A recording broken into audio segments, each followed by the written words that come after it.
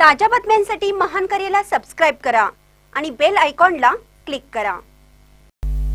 उपसरपंचपदी अर्चना माने यांची बिनविरोध निवड।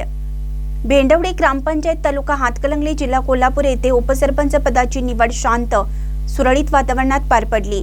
उपसरपंच नयूब पठाण यांनी दिलेल्या राजीनाम्यानंतर हे पद रिक्त झाले होते। या पदासाठी सर्जेराव माने गटाच्या अर्चना विजय माने यांनी एकमेव अर्ज दाखल केल्याने त्यांची बिनविरोध निवड घोषित करण्यात आली।